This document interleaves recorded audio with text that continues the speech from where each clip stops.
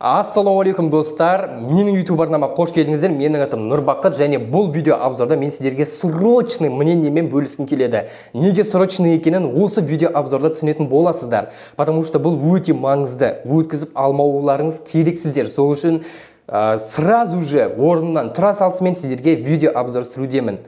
Жалпы өте қызықты, годный, информацияға өте бай, ешқайдан сіздер бұндай видео обзорды көрмейтін күшті контент шықты. Сондықтан міндетті түрде тіркеліп кетіңіз, лайк басыңыз, подписация етіңіз, кері байланыс қалдырыңыз, и осы видео обзорды достарыңызбен бөлісіңіз. Итак, достар, мен видео обзорымды биткоиннан бастағым келеді. Бұл өте срочный. Срочный болғандығы до того, что мен бұл видео обзорды сразу бастап кетіп жатырмын. Қалай байқадым и сразу бастап жатырмын.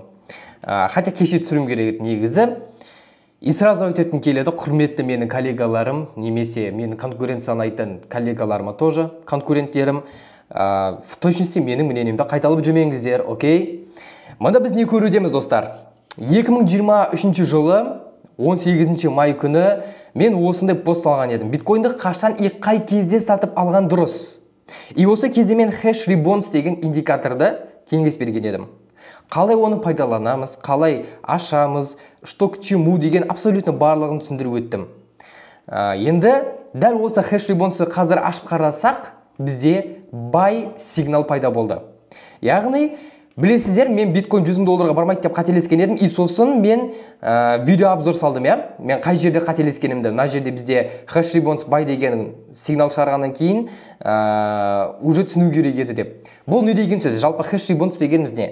Бұл бізде биткоин майнерлерінің капитуляциясын көрсетеді. Капитуляция дегеніміз олар убытықта екенін көрсететін жақсы бір индикатор. Бұл 100% жұмыс жасамайды, но егер оның историясындағы даныларға сенетін болсақ, ол как будто 100% жұмыс жасайтындай. Мысалы, 2024 жылы үлкен баковик болған кезде, июльде биткоинның бағасы еще 63 мың, 69 мың доллар тұрған кезде бай деген сигналды шығарды. Бірақ одан кейін әрине 2 апта құлады биткоин, тағы да жүрді 1 ай бойы баковиктің ішінде, потом только өсті. И дәл солай бізде 2023 жылы августте шыққан еді, биткоинның бағасы 28 мың доллар тұрған кезде, потом құлады, потом баковик болды тағы да 1 айдай. Байқасаңыздар, уже бір какой-то паттерн қайталанып жатыр, я? Яғни 2 ай баковикте болған екен.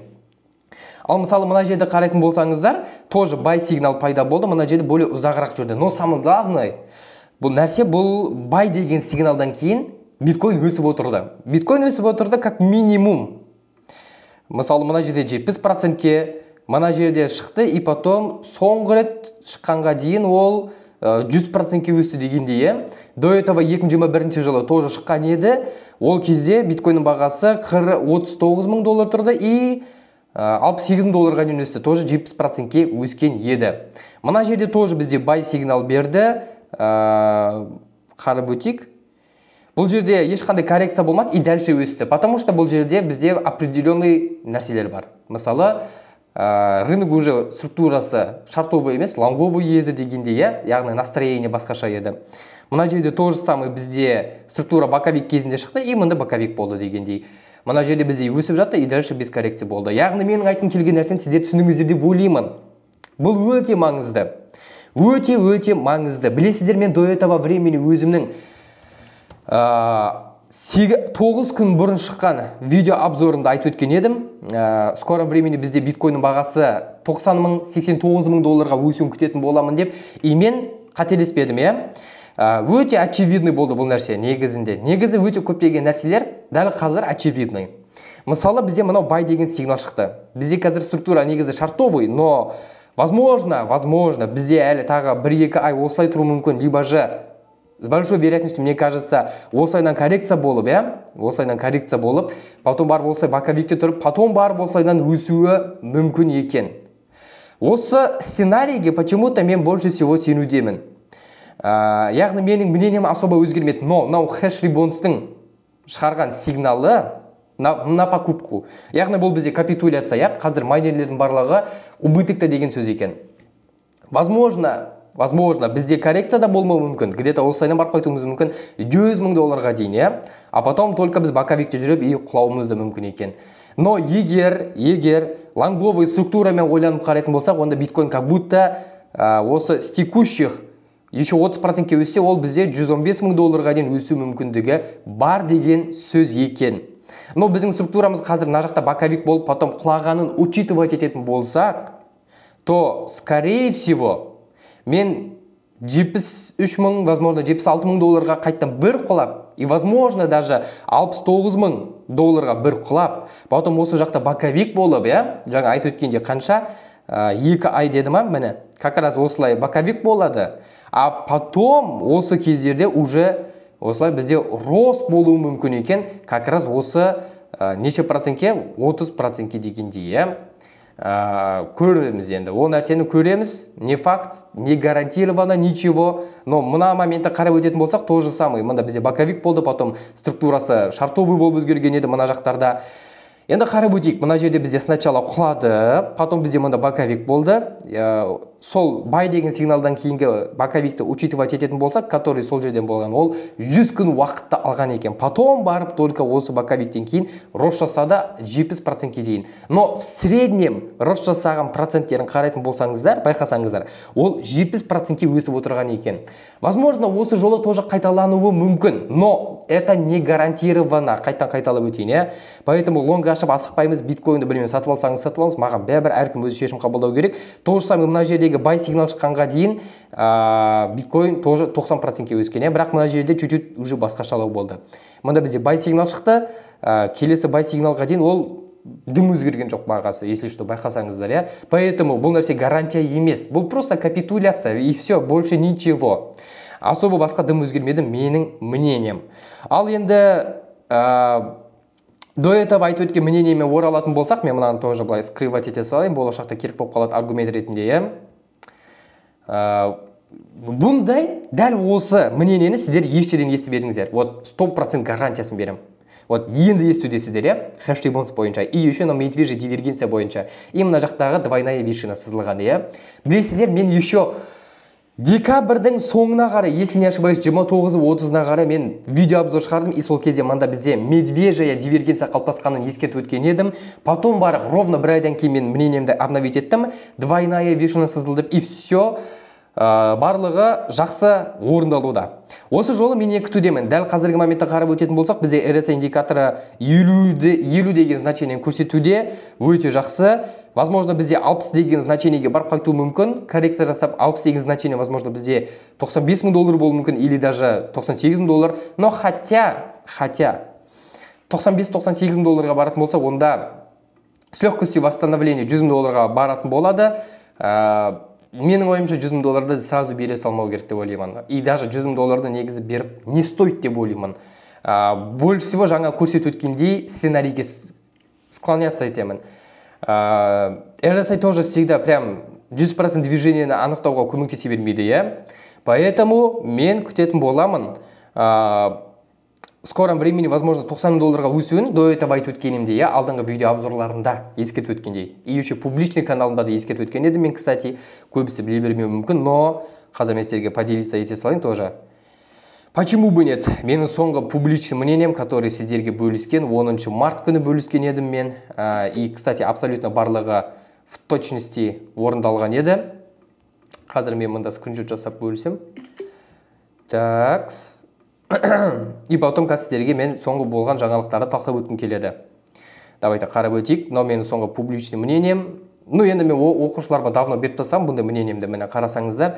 Мұнда до этого видео обзорда айтып өткендей 91.496-тың жоғары закрепление жасаса, онда біз 98.800-ге бару вероятность бар. Либо иначе біз 78-76-ма тағы да құлаймыз дедім. Потом мынау, и бұл орындалды. Бұл жерде тоже жақсы сделка ашуға болады. Мысалы, мына жерде бізде мен айтып өттім, шорт свип жасап, свип болады деп ойлаймын. И осы СМЕ графигіндегі жаңағы гэпке келіп, бізде шартовый зона болады деп ескерткен едім, достар. Сондықтан мүмкіндіктер өте көп, оны пайдалану керек біз, Енді осы аптаға келетін болсақ, бізде 86.500-ден жоғары закрепление жасаса, смело 90.000-ді көреміз, а возможно даже 91.500-ді көреміз. Бірақ бұл өте маңызды ключевой уровень болады, сондықтан держитесь. Неге держитесь деп айттым? Потому что бізде осыдан кейін коррекция болуы мүмкін. Значительный коррекция болуы мүмкін. До этого айтып өткендей, жаңағы сценарийді қарайтын болсақ, вот осылайынан болуы мүмкін да. Вполне вероятный нәрсе биткоин үшін. Если, конечно, 2 апрель күні бізде жаңа заң шығады, пошлина бойынша, возможно, 50%-ке дейін көтереді. Егер 50%-ке көтерген жағдайда сондай жаңалық шықса, онда смело ожидание қоюға болады. Биткойнның бағасы бізде 73 мыңға құлап түсуін дегенде. Оған қоса бізде соңғы ФРС конференцияның жаңалықтарын көретін болсақ, айтқандарын оқитын болсақ, бізде өте позитивный негізінде айтылды барлық нәрсе. Өте позитивный айтылды. Мен айтып өткен едім, осы нәрсені күтуіміз керекпіз деп алдыңғы видео обзорымда, и жақсы нәрселерді айтты. Кроме того, как замедление экономикиді күтуден басқа. Ол бізде чуть-чуть негативный жаңалық, негізінде особо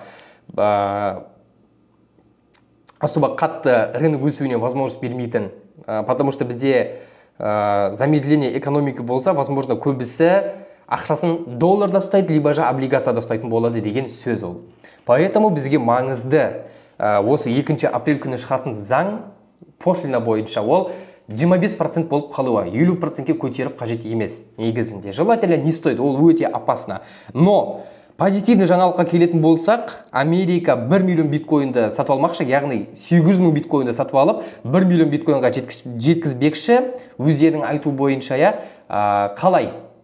Уже предложение келді оларға, олардың Министерство финансов бойынша айтуда алтынды сатып, біз биткоинді сатып алсақ қалай қарайсыздар деп. Бірақ ол жайлы әлі официально жаңалық қабылданбады, поэтому ол нәрсеге де қатты полагаться етіп не стоит. Но бұл мен сіздерге айтып жатқан просто позитивный жаңалықтарым, если что.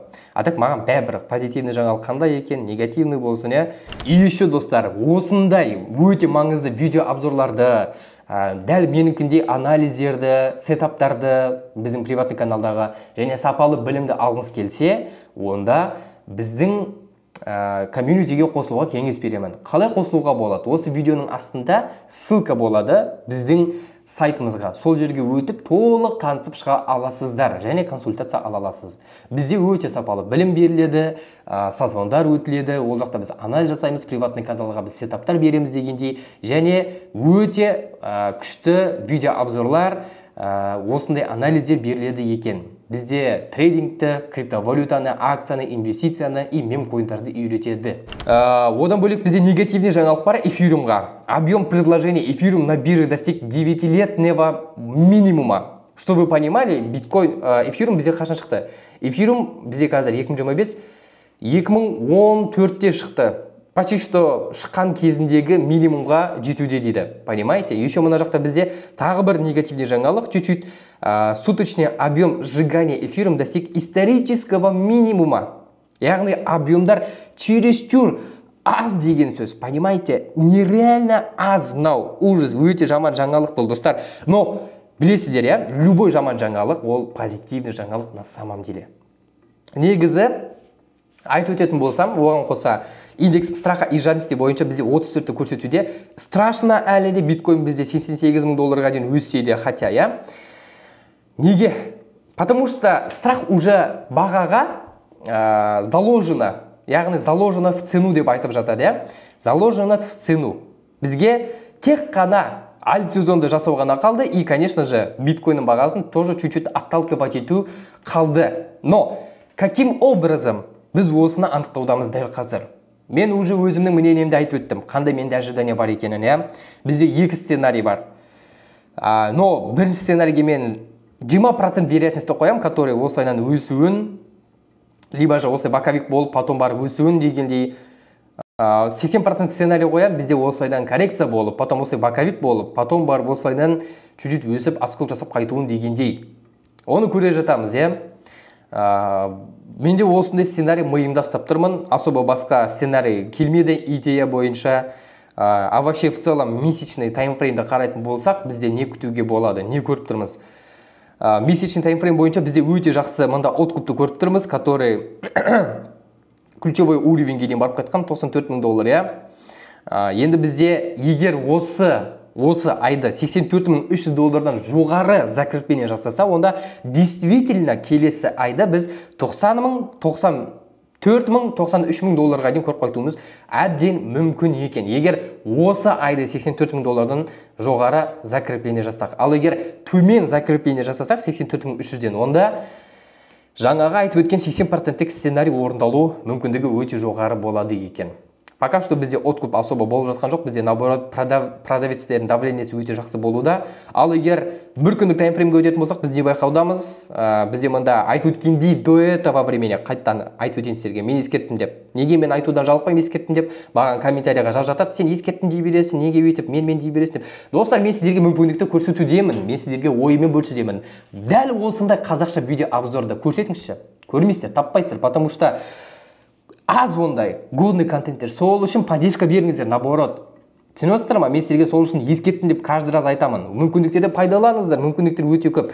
Мысалы, қазір бізде локально не көрудеміз? Бізде до этого времени айтып өткенімдей, ол кезде бізде биткойнның бағасы $80,000 еді, 88-ге бармаған еді.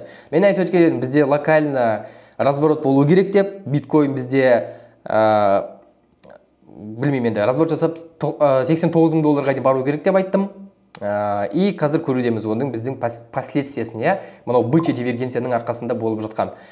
Өте маңызды. Бізде қазір бір күндік таймфреймге келетін болсақ, закрепление жасай алмады. Осы локальный максимумнан, возможно, бізде коррекция болуы мүмкін, до этого айтып өткен ключевой уровень 84,300-ге дейін, возможно, хотя кім біледі, возможно, коррекцияны көрмеуіміз де мүмкін ол жерге деген, но супер важно жаңағы айтып өткен уровендер. Бұл бізде психологический уровень с другой стороны, и поэтому асықпаймыз. Локально айтып өтетін болсам өте көптеген моменттер бар, но мен больше всего бұл видео обзорында мен глобальный мнениеме бөліп өткім келеді.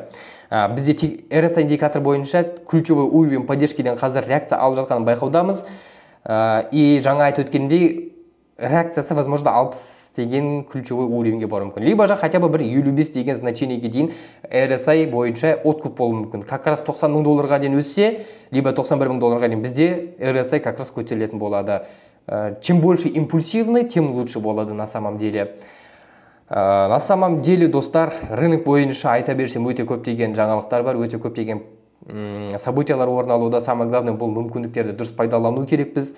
Сіздерге түсінікті деп ойлаймын. Мұнан мені хэш-ребонс бойынша айтып өткен мнениеме, мен бұл видео обзорында бөліп всего осы хэш-ребонспен актуальный до этого айтып өткен мнениеме бөліп өткім келді. Бұл өте срочный болды. Неге срочный? Потому что каждый раз өйстіп ескертіп отырмасам, ауто жаловаться ететіндер өте көп. Неге ескертемін деп айтасың да, бірақтан осыны нәнә деп отырып алып диванный критиктер айта береді. Сондықтан достар, мүмкіндіктерді пайдаланыңыздар. Мүмкіндікті пайдалану ол бізге байланысты екен. Жалпы түсінікті деп ойлаймын. Сіздерге менің осы видео обзорындағы айтқым келген нәрселер, бізде неше түрлі сценарий болуда қазір, но мен өзім больше всего склоняться ететін сценарийімді бөліп өттім. Ал егер сіздерге видео обзорым ұнаса, онда міндетті түрде тіркеліп кеттіңіз, лайк басыңыз, комментарийға келіп байланыс қалдырыңыздар. Менің Instagram, Telegram публичный каналдарыма подписаться етіп қойыңыздар. Менде почти YouTube'да 2000 подписчик болды. Давайте 2000-ға добивать еттереге қолдайық. Былай просто көріп кету деген ол негізі особо күшті емес, потому что қазақша осындай контент өте аз, қайталап өтем. Сондықтан поддержка беруді ұмытпаңыздар, достар. Әрине, сіздердің кері байланыстарыңыз, сіздердің поддержкаларыңыз маған өте маңызды, маған мотивация береді. Ал егер кері байланыс беріп, поддержка бермеймін десең, өзің біле бер, көре бер. Самое главное, мүмкіндікті пайдалансаң болды.